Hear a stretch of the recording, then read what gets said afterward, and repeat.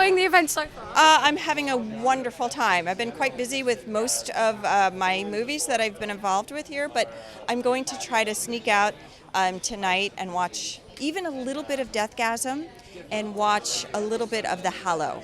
So that's my hope for today. Yes. With regards to your own story that's screening here, Yes. what was it about it that attracted you originally?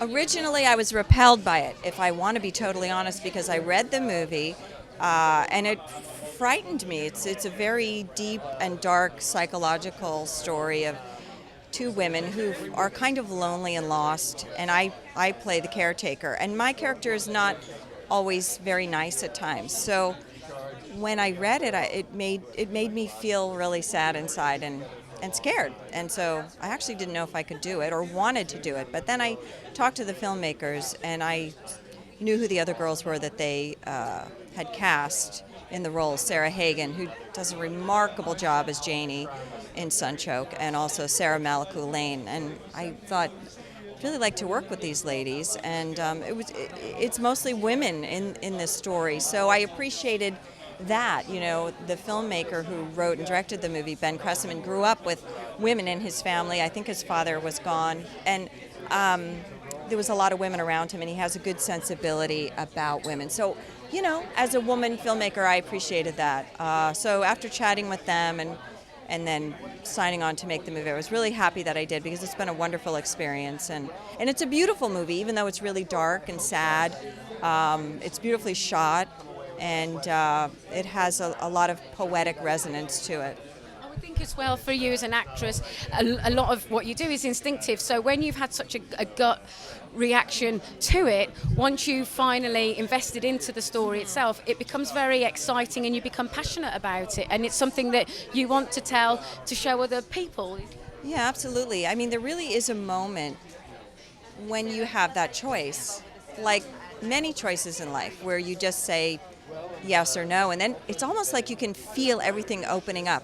When you say yes, then all of a sudden all these things were flooding me about how to play the character and the kind of research I needed to do. And I also stayed in the house that we were filming in, because I live in San Francisco and we filmed in LA.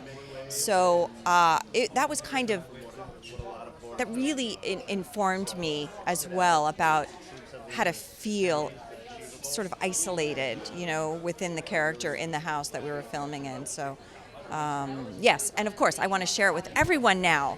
And we've played at a few film festivals, and surprisingly, even though it's a really sad and dark movie, people are really responding to it on a very visceral level. So I'm very excited by that. Do you get nervous? Because once you become so attached to a project like this and you fall in love with it, when you go to show it to the audience, do you get nervous about how they're going to respond to it? Sure. I mean, I get nervous that people won't like me. I mean, I'm like anybody else. I mean, you want people to like your work and like you, and it's, I'm human. So, for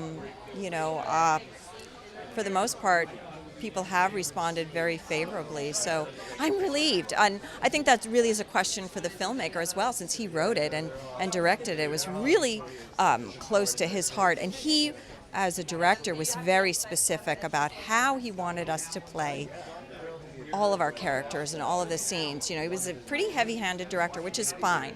I like that. So it was really a lot on him, and this is only his second movie, so I don't think we've heard the last of him. So you've written and directed this film. Yes. What was the kind of genesis for you for this? Where did it come from?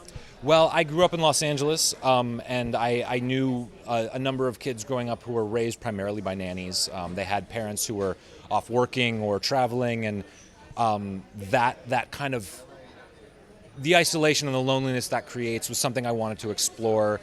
You're still cared for, but it's not by the person maybe you were meant to be cared for, and the consequences of that can be dangerous. So this clearly is like a psychological film.